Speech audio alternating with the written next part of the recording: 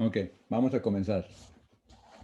Entonces, esta va a ser la clase número 12 y ya hemos hablado de, o sea, el tema en realidad es Génesis 1:14, ¿ok? Acerca de la luna y del sol, cómo son señales para las fiestas. Entonces, a mí se me ocurrió tocar las festividades en este versículo 14 de Génesis 1:14 y hoy nos toca el tema de Shavuot. Ya hemos tocado el sábado, hemos tocado la Pascua, hemos tocado varios temas de la Pascua y pues en esta ocasión nos toca Shavuot y vamos a, a estudiar pues esta festividad. Y después de esta semana de hoy, ya no voy a tocar las fiestas hasta probablemente unos 2 meses después, ya que estemos cerca de las festividades del otoño. Entonces voy a recomenzar con las fiestas. Probablemente la semana que viene seguimos con el resto del capítulo 1 de Génesis. Y de ahí ya vamos a ir un poco más rápido. Pero vamos a entender esta festividad de Pesaj. Entonces perdón, Shavuot.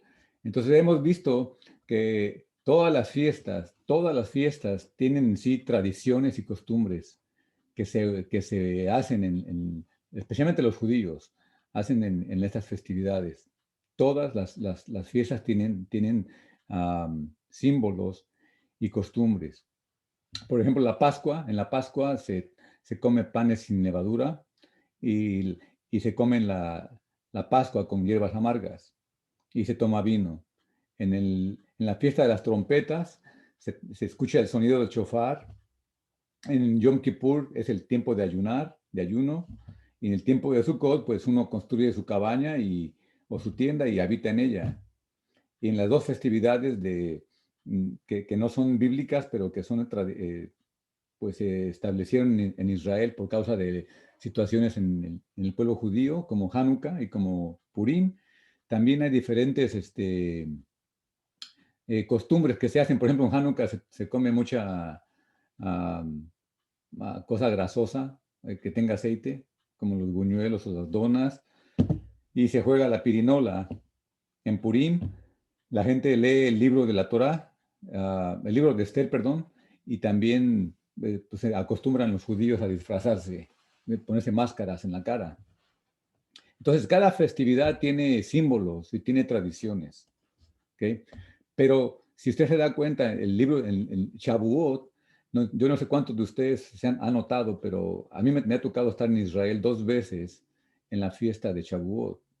Y que yo pensé que iba a encontrar algo en Israel acerca de esta fiesta y no, la gente trabaja, la gente en la playa jugando, o sea, como que la mayoría, no sé si todos los judíos, me imagino que los más ortodoxos pues van a la sinagoga y, y leen, y oran, pero la mayoría de gente, la fiesta de Shavuot es una fiesta que muchos de los judíos la tienen como, ¿cómo se puede decir? Como olvidada. Es una fiesta olvidada. Entonces, nosotros vamos a ver que esta festividad no tiene en sí, mucha tradición, mucha cosa que llame la atención a la gente. Le digo, como otras festividades. O Shavuot no recibe ninguna atención. Y antes de continuar con la festividad de Shavuot, me gustaría contarles una historia, una anécdota que tuve hace muchos años, cuando yo recién me casé. Pues financieramente no estábamos muy bien y un día le dije a mi esposa que hiciéramos tamales para vender.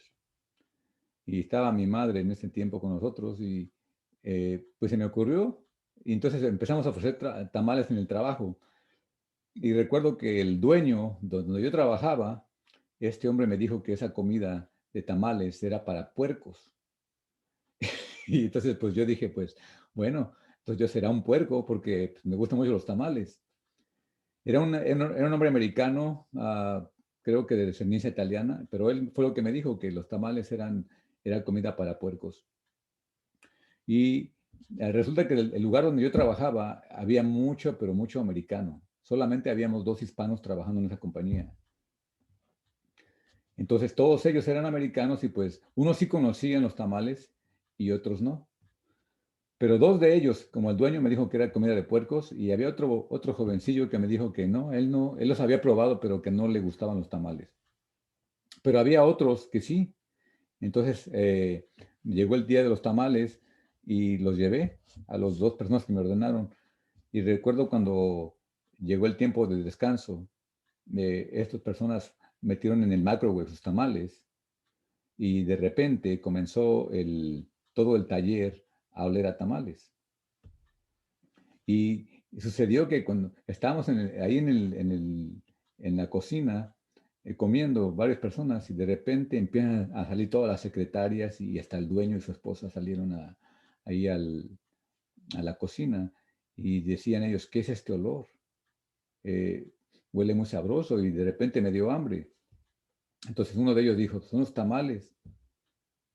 Entonces el dueño, que me había dicho que era comida de puerco, se quedó callado y entonces pidió probarlos. Y ya los probó y el muchacho que me había dicho que él no le gustaban los tamales y no los quería ni probar, pero el olor le estaba llamando la atención que decidió probarlos. Y ya que los probó, dijo que pues nunca, a él no le gustaban los tamales, pero que por alguna razón esos tamales le gustaron, entonces ordenó. Y todos los días calentaban sus tamales y el dueño salía todos los días a hablar conmigo acerca de qué buenos tamales. Entonces, me di cuenta que hay personas que prueban cosas, como este muchachillo que había probado los tamales y no le gustaron. La otra persona dijo que esa comida era para puercos. Entonces, eso para mí, esa anécdota que tuve yo, en el tiempo, ya en tiempo, transcurrió el tiempo, y cuando yo empecé a conocer de las festividades, me llegó a mi mente esta experiencia que tuve de los tamales, y así me pongo a pensar que es las fiestas de la Biblia. Mucha gente dice que estas fiestas son para los judíos. No quieren nada que ver, ni siquiera las conocen, ni quieren saber nada de ellos, las festividades de los judíos. Y hay otros que han probado o han ido a las festividades y no les atrae nada. Pero hay gente que cuando el tamal, por ejemplo, el tamal que supuestamente les gustó, pues les atrajo. Entonces, para mí, cuando yo empecé con esto de las festividades, la verdad no me trajeron para nada, por todo lo que yo miro, todavía veo y miré en aquel tiempo cuando yo comencé. Pero cuando realmente entendí lo precioso del significado de las festividades y lo importante que es bíblicamente para la salvación del ser humano, pues creo que las festividades en sí, cuando no se ven con los ojos espirituales, simplemente vienen a ser algo pasajero, algo que no tiene sentido. Pero cuando vemos y queremos entender la mente de Dios, el corazón de Dios, vemos que en las festividades está metido el sentimiento de Dios o el deseo de Dios para el ser humano. Entonces, eh, yo no sé cuántos de ustedes saben esto, pero Shavuot, la fiesta de Pentecostés, ocurre después de contar 49 días. Ese es el mandamiento de contar 49 días y el siguiente día, que es el cincuentavo, por eso se llama Pentecostés en griego. Ese es la preparación para el día del Shavuot, para el día del Pentecostés. Es la cuenta del Homer, así le llaman, el conteo de los días. Son 7 semanas, es lo que se llama. Y esta fiesta en sí se llama la fiesta de las semanas. ¿Y por qué es importante esto? Porque la cuenta del Homer, o contar los días, los 49 días del Homer para llegar a Shavuot, nos trae un mensaje importante que Pesaj o la Pascua empieza la liberación del ser humano físicamente, pero Shavuot representa la liberación espiritualmente. Eso es lo que el mensaje que nos trae el tema de la liberación. Empieza la liberación en el tiempo de la Pascua, el 14 de Nisan, y termina la liberación espiritual en el día 50, después de contar los 49 días del Omer. ¿Okay? Pero hay una cosa importante, que la mayoría de los israelitas que salieron de Egipto, muchos de ellos murieron en el desierto. La mayoría de ellos murió en el desierto. Porque de acuerdo a muchos pensamientos, y bíblicamente lo vemos, dice que los israelitas salieron de Egipto, pero Egipto no salió de ellos. O sea, ¿qué significa esto? O sea, salieron de Egipto, pero Egipto no salió de ellos. ¿Ok? Entonces, no sé si le digo, yo les di las notas, si tienen acceso a las notas, ahí en las notas una foto de lo que es una gavilla o es un homer. El homer es como un manojo de cebada o de trigo que se amarraba, y a eso le llamaban la gavilla de los primeros frutos, y eso era llevado al templo para ofrecérselo. Se lo daban al sacerdote para que se lo ofreciera a Dios mecido. Lo mecían y se ofrecía a Dios como gratitud o reconocer que las ganancias y todo lo que estábamos comiendo y obteniendo como ganancia solamente venía por parte de Dios. Entonces, pero es importante entender esto porque que reconozcamos todo el tiempo que lo que Dios hace es por nuestro propio bien. Pero como dije anteriormente, o sea, los israelitas salieron de Egipto, pero Egipto nunca salió de ellos. ¿Okay? Y vamos a ver, por ejemplo, el libro de Números 11, para que entiendan lo que estoy diciendo. En Números 11, 4 al 10, dice, y la gente extranjera que se mezcló con ellos tuvo un vivo deseo. Y los hijos de Israel también volvieron a llorar, diciendo, ¿quién nos diera a comer carne? Nos acordamos del pescado que comíamos en Egipto.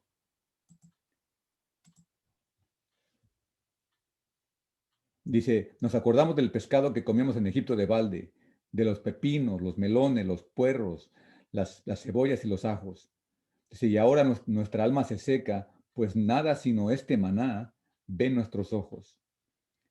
Entonces vemos que ellos lloraban por el pescado que comíamos de balde. Fíjense lo que dice, ¿ok? El mensaje bíblico dice que ellos estaban diciendo que comían de balde, o sea, de gratis, que no trabajaban por él. Entonces, vemos que dice la Biblia que, o sea, en la narración bíblica dice que ellos eran esclavos. Pero si eran esclavos, ¿cómo es porque podían comer de balde el pescado en Egipto? Entonces, en Números 14, 3 y 4, también dice, ¿y por qué nos trae Jehová a esa tierra para caer a espada y nuestras mujeres y nuestros niños sean por presa? Dice, ¿no nos sería mejor volvernos a Egipto? Y decían el uno al otro, designémonos un capitán y volvámonos a Egipto. O sea, vemos aquí que el pueblo salió de Egipto, pero extrañaban Egipto.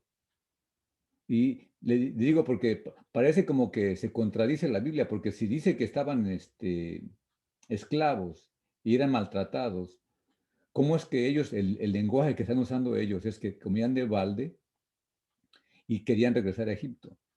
Entonces, muchos estudiosos bíblicos creen que sí fueron esclavos físicos, pero fue porque ellos se dieron voluntariamente como esclavos por amor al dinero, por amor al- a las cosas materiales. Entonces, libres físicamente, pero esclavos espiritualmente. Entonces Dios les dijo a Moisés en Levíticos 23 que ellos tenían que contar 49 días después de la salida después de Pesach, de los panes sin levadura, del primer día de Pesach, contar 49 días hasta llegar al día 50 que es de Pesach. Ahora, ¿qué es el significado de contar el Homer? Esa es una de las preguntas que yo personalmente me hago y pienso que todos deberíamos de hacernos. ¿Cuál es el significado de contar el Homer? ¿Ok?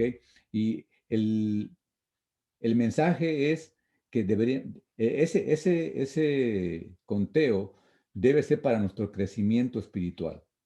O sea, miren, el tema de hoy, se me olvidó decirles, el tema de hoy lo titulé Shavuot, ascendiendo espiritualmente a través del tiempo.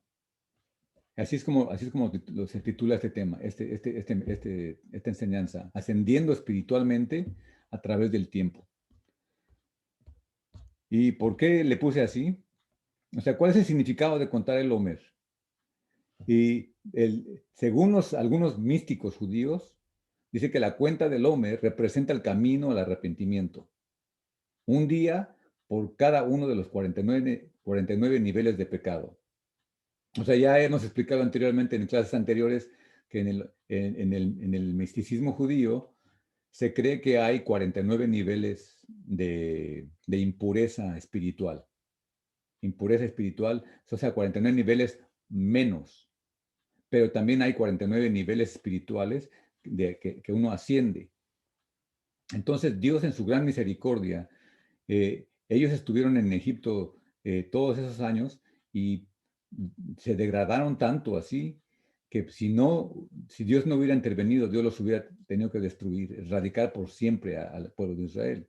Pero en su gran misericordia, por amor a Abraham, Isaac y Jacob, Dios envió al libertador, que fue Moisés, para sacarlos de Egipto, para enseñarles que pueden salir, o sea, que pueden salir de ese nivel espiritual tan bajo.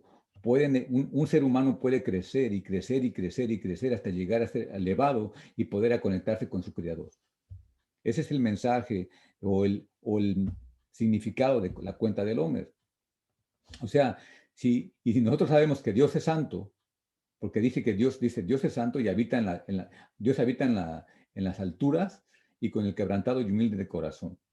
Entonces, si Dios es santo y Shavuot es el tema principal de Shavuot, es encontrarnos con Dios, llegar a un nivel alto para poder encontrarnos con Dios, debemos de prepararnos, santificándonos día con día, realizando la cuenta del Homer.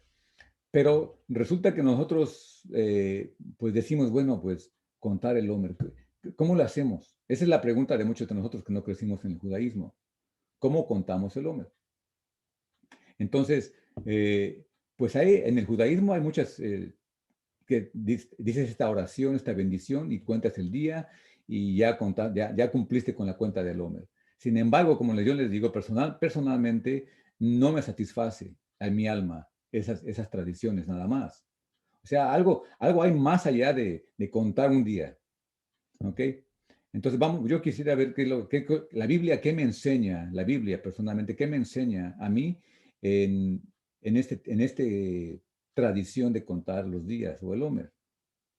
En Efesios 4, dice Pablo, escribe de esta manera, dice, yo pues, preso en el Señor, les ruego que andéis como es digno de la vocación con que fuiste llamados, con toda humildad y mansedumbre, dice, soportándonos con paciencia los unos a los otros en amor, solícitos en guardar la unidad del Espíritu, en el vínculo de la paz, un cuerpo y un espíritu, y un espíritu como fuisteis también llamados, en una misma esperanza de vuestra vocación.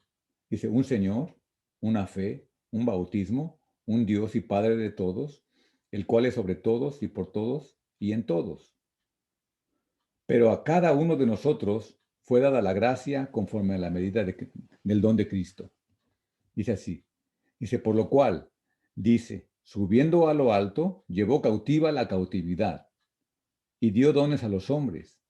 Y eso de que subió, ¿qué es sino que también había descendido primero a las partes más bajas de la tierra? El que descendió es el mismo que también subió por encima de todos los cielos para llenarlo todo. Y él mismo constituyó a unos apóstoles y a otros profetas, a otros evangelistas, a otros pastores y maestros a fin de perfeccionar a los santos para la obra del ministerio, para la edificación del cuerpo de Cristo. Dice, hasta que todos lleguemos, dice, a la unidad de la fe, del conocimiento del Hijo de Dios, a un varón perfecto, a la medida de la estatura de la plenitud de Cristo. O sea, lo que está diciendo el apóstol Pablo es de que si Dios nos dio dones, a unos los hizo evangelistas, a otros maestros, a todos se nos dio un don, y esos dones de cada persona edifican a otra persona para que esos dones nos lleguen a ayudar a cada ser humano a crecer espiritual hasta que lleguemos a un hombre perfecto, a la medida de la plenitud de Cristo. Porque si nosotros no tenemos todas estas virtudes en un cuerpo, realmente no venimos a hacer nada. Entonces, el tema de Shavuot es ascender cada día. Después de que somos liberados de la esclavitud de Egipto, Dios no nada más quiere liberarnos de Egipto, sino quiere liberarnos de completamente erradicar Egipto de nosotros. Entonces, ¿qué pasó con Egipto? Por ejemplo, el que liberó al pueblo de la esclavitud de Egipto fue Moisés. Pero Moisés no liberó al pueblo de la esclavitud del alma. Viene el Mesías y él es el único que ya vimos en semanas pasadas que él dijo, si el Hijo no os liberare, si el Hijo os liberare, seréis verdaderamente libres. O sea que nosotros tenemos que ascender de Moisés al Mesías. Entender la mente del Mesías para poder llegar a ser hombres libres. Porque la ley, lo único que nos ha enseñado, bueno, y no es de que la ley es mala, sino que la mala interpretación de la ley nos ha llevado a ser religiosos. Y eso de religiosos nos trae a separación, a división, en vez de llegar a la unidad que está hablando el apóstol Pablo, que es en Cristo, en el Mesías. Entonces, ahí mismo en Efesios capítulo 4 que estoy leyendo, en el verso 17 dice, esto pues digo y requiero en el Señor. Dice que ya no andéis como los otros gentiles, que andan en la vanidad de su mente, teniendo el entendimiento entenebrecido, ajenos de la vida de Dios, por la ignorancia que hay en ellos, por la dureza de su corazón, los cuales, después de que perdieron toda sensibilidad, se entregaron a la lascivia para cometer con avidez toda clase de impureza. Mas vosotros, dice, no habéis aprendido así de Cristo. Si en verdad le habéis sido, si en verdad le habéis oído y habéis sido por él enseñados, conforme a la verdad que está en Jesús. Dice, en cuanto a la pasada manera de vivir, dice, despojaos del viejo hombre que está viciado conforme a los deseos engañosos y renovaos en el espíritu de vuestra mente y vestíos del nuevo hombre creado en Dios, en la justicia y santidad de la verdad. Entonces vemos que la ofrenda de Shavuot, en la ofrenda de Shavuot que los sacerdotes tenían que mecer, ese día de Shavuot los sacerdotes tenían que sacrificar 2 panes con levadura, ¿ok? Y esto va en contra de la ley, en contra de la Torá. En Levíticos 2:11 dice que ninguna ofrenda que ofrecieres a Jehová será con levadura.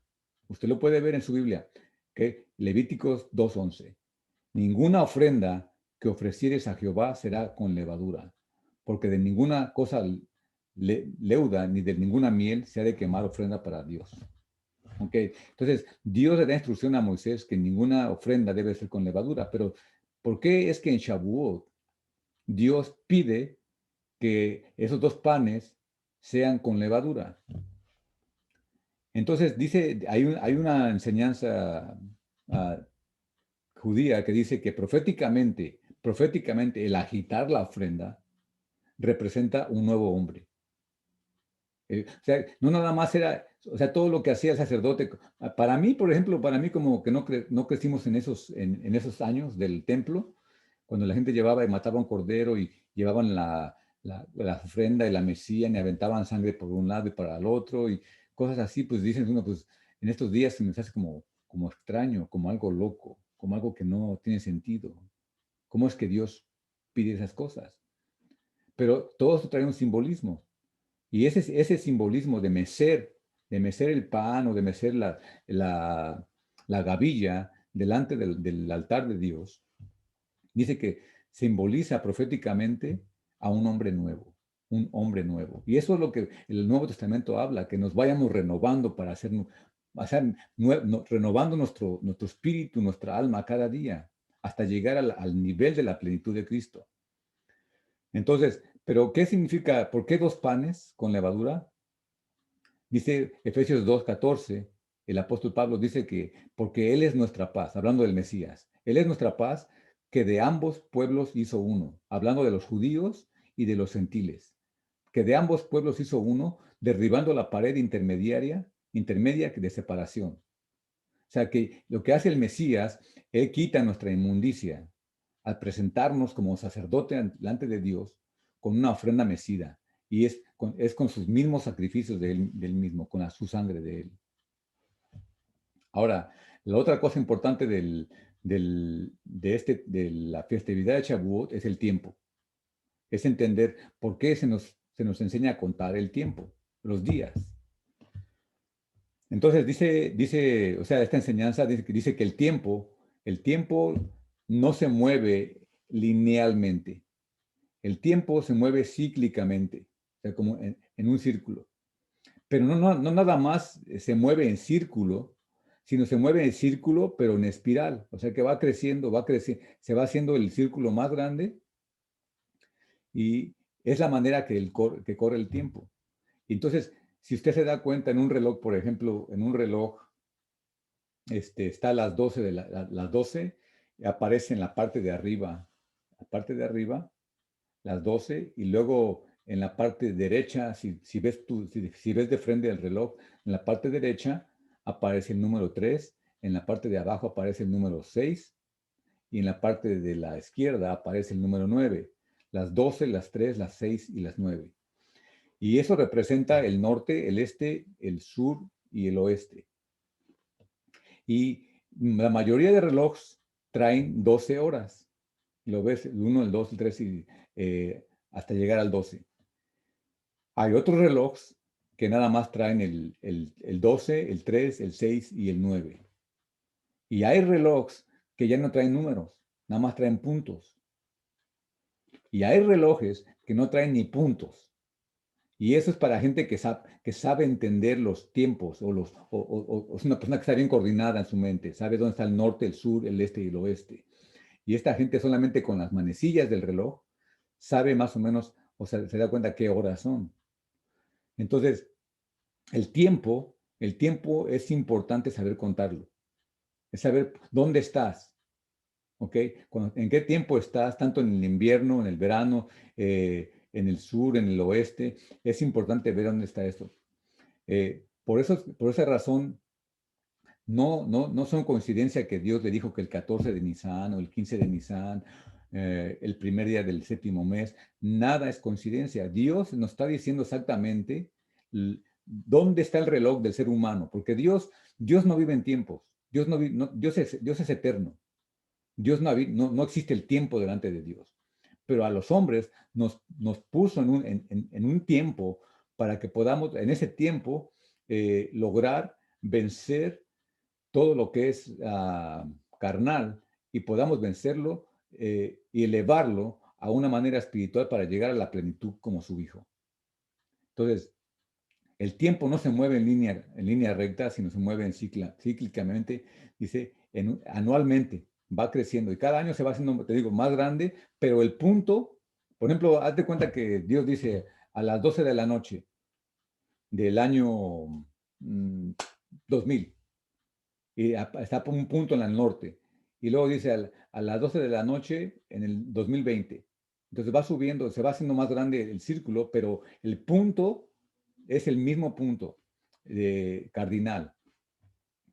Y según los judíos, les digo los místicos judíos, dicen que cada punto del reloj humano trae ciertas energías, ya sean positivas o negativas. Entonces, cuando nosotros sabemos, por ejemplo, si vamos de viaje, no sé, a mí me ha tocado viajar de Texas a California y varias veces lo corrí en el mismo camino. Entonces yo sabía donde había lugares donde había subidas muy altas, donde podía caer nieve, donde había mucho viento. Yo ya sabía esos lugares que eran peligrosos o que eran muy calurosos o donde podía parar a echar gasolina. O sea, uno tiene su mapa, uno sabe dónde planeas cómo vas a hacer tu viaje. Entonces, lo que es el reloj de Dios, bueno, no el reloj, el que, Dios, que le puso Dios al hombre, tenemos que saber y entender que son esas fechas importantes para que Dios nos ayude o nos dirija, nos diga, aquí hay peligro y aquí hay bendición, prepárate para recibirlo o cuídate porque aquí va a suceder algo. Es un tiempo negativo. Entonces Dios en su misericordia nos enseña todas las cosas. O sea, las fiestas no nada más no conmemoran simplemente un evento, sí, histórico, sino más bien podemos aprovechar, dice, las energías de ese momento específico en el tiempo. Ahí en las notas dejé un reloj, dos relojes que los pueden ver. Es un cíclico y un reloj normal para que se den una idea de lo que estoy hablando. Ahora, ¿y por qué es importante eso? Porque nosotros, el ser humano, nosotros como seres humanos, sabemos, no solo por la Biblia, sino por las cosas naturales que vemos diariamente, todos los días, en nuestros padres, en nuestros abuelos, en vecinos, en amigos, que el ser humano no vive mucho tiempo. O sea, la mayoría de nosotros vivimos entre 70 a 80 años. Eso es algo mm, como un promedio. Sí, hay gente que llega a 85, hay gente que llega a 95, hay unos que llegan a 100, a 102, pero son muy raros. La mayoría de nosotros, nuestros días, son 70 a 80, como dice el Salmo 90. Y lo voy a leer. Dice, Salmo 90, dice, Señor, dice, tú nos has sido refugio de generación en generación. Antes que nacieses en los montes y formases la tierra y el mundo, desde el siglo hasta el siglo, tú eres Dios. Vuelves al hombre hasta ser quebrantado y le dices, convertíos hijos de los hombres, porque 1000 años delante de tus ojos son como el día de ayer que pasó y como una de las vigilias de la noche. Este es para Dios. Y no dice que un día es para 1000 años, dice es como 1000 años. Un día es como 1000 años para Dios. Pero los hombres, dice, los arrebatas como un torrente de aguas, son como sueño, como la hierba que crece en la mañana florece y crece y a la tarde es cortada y se seca.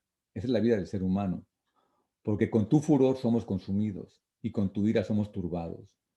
Dice, pusiste nuestras maldades delante de ti, nuestros yerros a la luz de tu rostro, porque todos nuestros días declinan a causa de tu ira.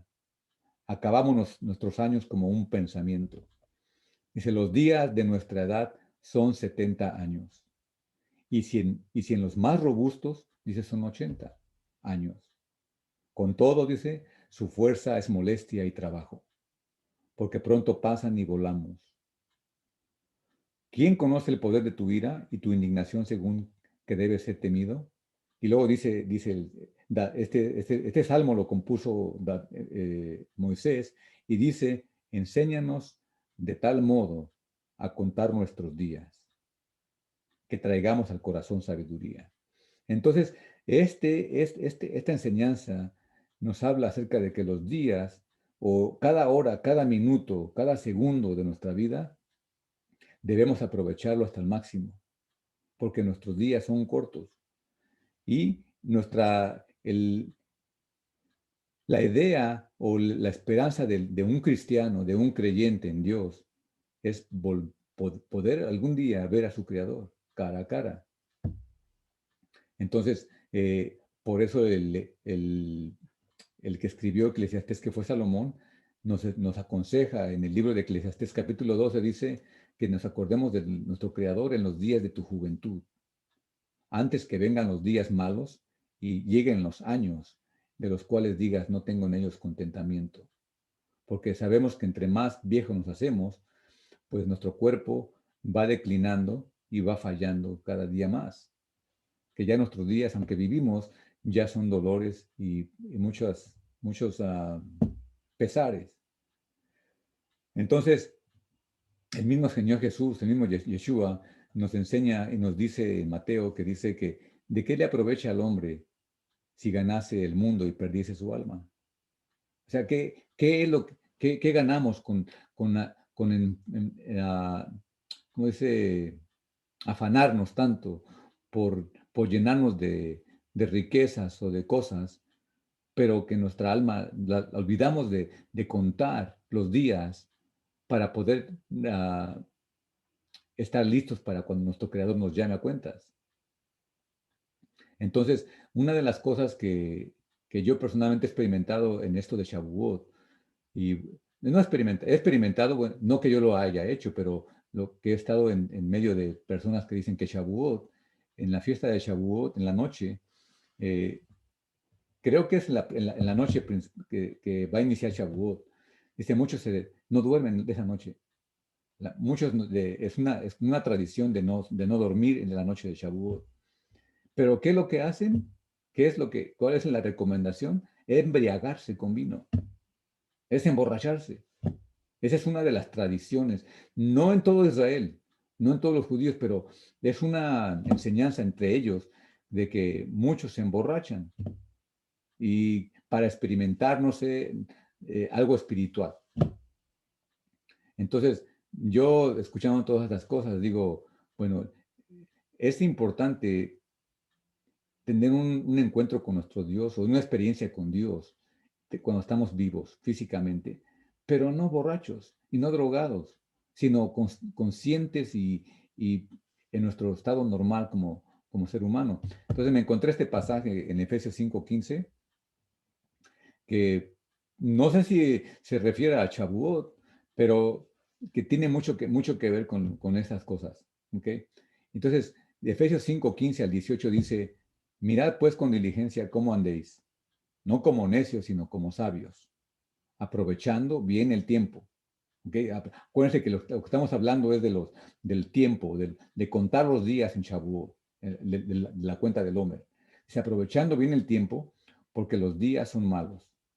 Por tanto, dice, no seas insensatos, sino entendidos de cuál sea la voluntad del Señor. Dice, no os embriaguéis con vino, en lo cual hay disolución, antes bien sed llenos del Espíritu. Ese es Efesios capítulo 5, versos 15 al 18. O sea que en vez de estar embriagándonos para tener una experiencia religiosa o drogándonos, dice más bien, dice, embriágate o llénate del Espíritu. Esa es otra. Otro punto de Shavuot es de que esa fiesta se llama también la fiesta de las primicias. ¿Qué es las primicias? Es lo primero. Y no nada más lo primero, sino lo mejor. Entonces dice que no se podía, antes de, cuando uno cosechaba, no podía comer, no podía participar de los frutos de la tierra hasta no ofrecer las primicias a Dios en el templo. Entonces, Proverbios 3, 9 al 10 nos enseña y nos dice esto. El proverbista dice, honra al Señor con tus bienes y con las primicias de tus cosechas. Tus graneros se saturarán de trigo y tus lagares rebosarán de vino. Y una cosa que pues yo me pongo a pensar, y lo he estudiado mucho esto, ¿por qué es que si Dios no come, si Dios no usa dinero, Dios no ocupa nada, ¿por qué es que pide Él que se le lleve esto? Pero es como un símbolo o un recordatorio de que todo lo que nosotros tenemos o obtenemos en la vida, ya sea como nuestros hijos, como un trabajo, una casa o lo que tengamos, todo proviene de Dios. Y debemos estar siempre recordando estas cosas, que todo lo que tenemos y lo que somos, tanto nuestros talentos como nuestra fuerza, nuestra salud, todo viene de Dios. Y darle gracias a Dios y usarlo para, para la gloria de Dios. Y entonces dar lo mejor a Dios. Entonces Jesús o Yeshua eh, no nos dice, no habla de Shavuot, pero le digo, el mensaje que da él se puede conectar sus enseñanzas con la enseñanza de Shavuot, con la cuenta del Homer. En Lucas 9, 59 al 62 hay una enseñanza de Yeshua que le dijo a un hombre, dice, sígueme. Y el hombre le contestó, Señor, dice, déjame que primero vaya y entierre a mi padre. Jesús le dijo, deja que los muertos entierren a sus muertos, y tú ve y anuncia el reino de Dios. Entonces también le dijo a otro, te seguiré, Señor. Otro le dijo, te seguiré, Señor, pero déjame que me despida primero de los que están en mi casa. Y Jesús le dijo, ninguno que poniendo su mano en el arado mira hacia atrás es apto para el reino de Dios. Lucas 14, 27, 25 al 27. Este pasaje me hace pensar en lo que es las gentes que trabajan para el FBI o la CIA. Muchas veces en películas o en historias de gente que trabajaba para la CIA, le dicen, sabes que tú no vas a decirle nada a nadie, el trabajo es lo primero. O sea, no, es como esa persona como que pierde su identidad. Gentes que trabajan para el gobierno como en la CIA, en secretos, sí, hay gente que se dedica a trabajar como espías o cosas así para el gobierno. Dan dan sus vidas y su identidad para ese trabajo. Sin embargo, Dios pide lo mismo para nosotros. O sea, como vimos en el pasaje anterior. Pero aquí en este pasaje de Lucas 14, 25 a 27, dice así. Dice, grandes multitudes iban con él, o sea, con Yeshua. Y volviéndose él les dijo, si alguno viene a mí y no aborrece a su padre y a madre y mujer e hijos y hermanos y hermanas y aún también su propia vida, dice, no puede ser mi discípulo. Y el que no lleva su cruz y viene en pos de mí, dice, no puede ser mi discípulo. Entonces vemos que nuestra vida, nuestro caminar para Dios, debe ser antes que cualquier otra cosa. O sea, el contar el Homer y el santificarnos para servir a Dios es lo que Dios quiere. O sea, son las primicias, es lo mejor que pide de nosotros. No quiere limosnas, no quiere nuestros años viejos, ya que hayamos desperdiciado nuestra juventud en sexo y en droga y en cualquier otra cosa, en diversiones. Dios quiere lo mejor nuestro, que es nuestra juventud. Desgraciadamente, la mayoría de nosotros y del ser humano somos así. Le damos a Dios, o sea, nuestros años ya, cuando ya ni podemos caminar bien o ya no estamos bien con la fuerza que teníamos como teníamos 18, 19, 20 años. Entonces, la fiesta de Shavuot también trae otra enseñanza. La otra enseñanza, y aquí voy a terminar con ella, es la de Shavuot, es la fiesta del casorio. Y más bien yo no le llamaría casorio, le llamaría el desposorio. El desposorio no es igual que casamiento. El desposorio es el desposarse, el desposorio es una promesa, es un compromiso mutuo de un futuro matrimonio entre dos personas. O sea, que dos personas se comprometen, se prometen, se dan promesas de que se van a casar. O sea que esa promesa que se hacen dos personas es inquebrantable. O sea, es como si fueran ya un hecho, aunque no se haya realizado el matrimonio, la boda, pero esa promesa que ya se hizo la pareja es como un sello. Y Shavuot es la festividad del desposorio. Cuando Israel llegó ya de Egipto, llega en el monte Sinaí, Dios aparece en el monte y le da sus leyes. Y dice Israel, dice, todo lo que Dios diga, haremos. O sea que se prometieron. Y dijo Dios, yo seré tu pueblo, tú serás mi pueblo, yo seré tu Dios. O sea, hicieron un pacto entre Dios y Israel de ser como el esposo y la esposa.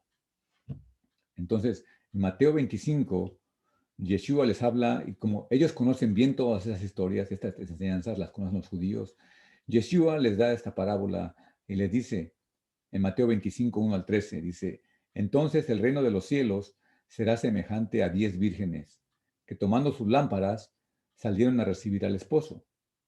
5 de ellas eran prudentes y 5 insensatas. Las insensatas, dice, tomando sus lámparas, no tomaron consigo aceite, mas las prudentes tomaron aceite en sus vasijas juntamente con sus lámparas. Y tardándose el esposo, cabecearon todas y se durmieron. Y a la medianoche se oyó un clamor diciendo, aquí viene el esposo. Dice, salid a recibirle. Entonces todas aquellas vírgenes, o sea, las 10 vírgenes, se levantaron y arreglaron sus lámparas. Las insensatas dijeron a las prudentes, danos de vuestro aceite, porque nuestras lámparas se apagan. Mas las prudentes respondieron diciendo, para que no nos falte a nosotros también, dice, id ustedes a los que venden y comprad para vosotras mismas. Pero mientras ellas iban a comprar, vino el esposo y las que estaban preparadas entraron con él a las bodas y se cerró la puerta. Después vinieron también las otras vírgenes diciendo, Señor, Señor, ábrenos. Mas él respondiendo dijo, de cierto te digo que no te conozco. Entonces dice, el mensaje de Yeshua, a través de la parábola, le dice a sus discípulos, dice, velad pues, porque no sabéis el día ni la hora en que el Hijo del Hombre ha de venir. Y ya para terminar este último pasaje, está en Apocalipsis 19, 1 al 9, donde dice, después de esto oí una gran voz de una gran multitud en el cielo que decía, aleluya, salvación y honra y gloria y poder son del Dios del Dios Señor nuestro todopoderoso, porque sus juicios son verdaderos y justos, pues ha juzgado a la gran ramera que ha corrompido la tierra con su fornicación y ha vengado la sangre de sus siervos de la mano de ella. Otra vez dijeron, aleluya, y el humo de ellos sube por los siglos de los siglos. Y los 24 ancianos y los 4 seres vivientes se postraron en tierra y adoraron a Dios que estaba sentado en el trono y decían, amén, aleluya. Y verso 7 dice, gocémonos y alegrémonos y démosle gloria, porque han llegado las bodas del Cordero y su esposa se ha preparado. O sea, el mensaje que usa Apocalipsis también habla de una preparación para las bodas. Entonces, el conteo del Homer es tan importante en ese tiempo, después de Pesach, contar esos 49 días, esas 7 semanas completas para llegar a Shavuot, porque es un prototipo de la boda de la iglesia, de la congregación de Israel con su Mesías, con Dios. Y el verso 9 dice, bienaventurados los que son llamados a la cena de las bodas del Cordero, bienaventurados. Y me dijo estas palabras, estas son palabras verdaderas de Dios. O sea que este Juan, el que escribe el libro de Apocalipsis, nos dice que estas palabras, dice, son verdaderas, son de Dios. Y como ya vimos en las primeras clases, la Biblia es la palabra de Dios, es la inspiración de Dios hacia los hombres, hacia hombres santos. Entonces, esta festividad de Shavuot, en realidad en sí no trae muchas tradiciones que podamos nosotros decir, pues aquí, como empieza, voy a hacer esto y lo otro. Shavuot es una fiesta como les digo, una de las fiestas más olvidada del pueblo de Israel. Sin embargo, en mi opinión, es una de las más, o si no es la más importante, porque Shavuot es realmente como lo máximo para llegar a que se cumpla el plan de Dios, de algún día su pueblo estar o el Mesías reinar con su esposa, que es la iglesia, la congregación. Pero para esto, el pueblo de Dios tiene que ser santo. Y si no está en santidad, si ha vivido en inmundicia, Dios le da la oportunidad cada año, en el mismo tiempo, cada año, en el mismo tiempo, que es el tiempo después de Pesach, de santificarse, de renovarse, de arrepentirse, para que no le llegue el día que no esté preparado. Entonces, hoy en día, pues muchos de nosotros nos dedicamos a buscar temas de profecía y escuchar a personas acerca de que los días, ya están los días del fin y esto. Sin embargo, deberíamos estar preparados cada día, cada año, para estar listos, venga o no venga el Mesías en nuestros días. Pero nosotros estamos preparados porque sabemos que entendemos los tiempos de Dios. Y digo, para mí es súper importante entender esto y no nada más entenderlo, sino practicarlo. O sea, las festividades de Dios son importantes para enseñarnos, no estar ociosos. Dios no nos deja estar ociosos ni un día. O sea, acaba Shavuot y vienen después los ayunos, vienen ayunos, después vienen las trompetas, viene Yom Kippur, viene Sukkot, luego viene Hanukkah, luego viene Purim, luego otra vez viene Pesach, y es un ciclo constante que Dios quiere que su pueblo esté en santificación constantemente, porque el tiempo, el día y la hora de su venida, del juicio de Dios, nadie sabe a qué hora es. Entonces, la vida de de un cristiano, de un creyente en Dios, es una vida de constante preparación espiritualmente. Y eso es la importancia de esta festividad de Shavuot, que es, o sea, lo importante de la festividad es la preparación de los 49 días. Porque si nosotros llegamos a Shavuot a celebrar la fiesta, pero no contamos los días, más bien dice, como dice Yeshua, no te conozco.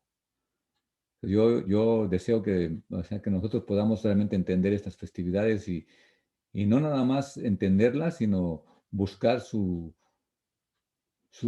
ah, su mensaje espiritual primordialmente antes que las tradiciones. Entonces, yo aquí termino y abro el tiempo para preguntas y comentarios.